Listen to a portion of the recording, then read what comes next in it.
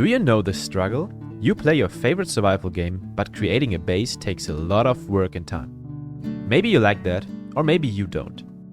For our survival game Above Snakes, we created a fairly easy base building system that lets you create your base within minutes, while still coming with an in-depth shelter system to reward players who want to invest more time into their homes. Here is how we achieved that.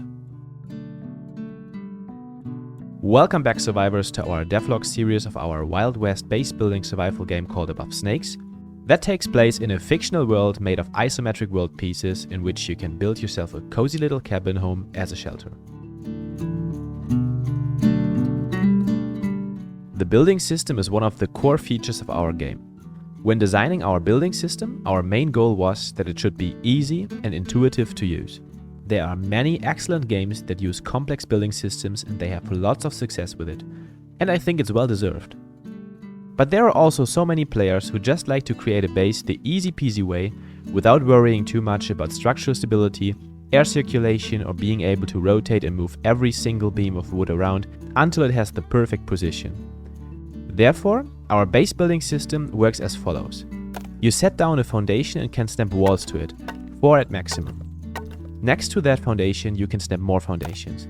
You don't have to worry about aligning them perfectly, they snap together automatically. We made the snapping work by adding invisible ghost objects to the foundation. When you click the mouse button, the wall spawns in place. While this system is easy and intuitive, we face some big problems. We allow players to build everywhere, and the terrain is not really even. Actually, there are 2 problems. First of all, the grass can peek through the foundations. And second, the ground itself can clip into them. This is pretty ugly and we need a solution to these problems. We came up with actually 2 solutions. For the clipping ground, we decided to give players the freedom to change the height of the foundations by scrolling with the mouse wheel.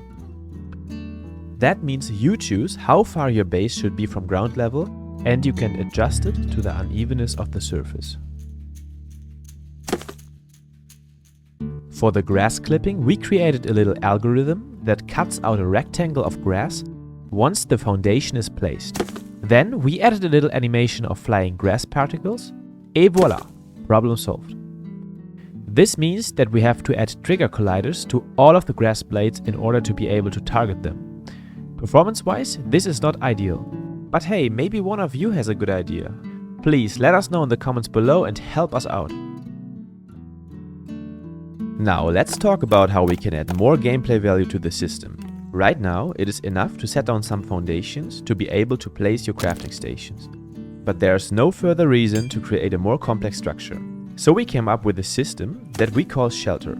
The more complex and well-built your base is, the more shelter it provides. The more shelter, the higher your shelter level. But how do we do this? First, we give shelter points to the player for each building piece they place.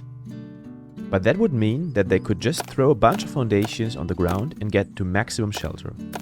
So we create an algorithm that counts the already existing pieces and reduces the points for each new piece that you place depending on how much of that type are already existing.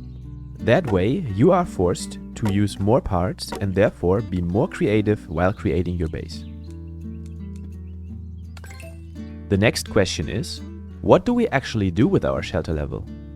Now players have a shelter level, but that should lead to some kind of reward. Let's go to the sketching table and sketch some concepts.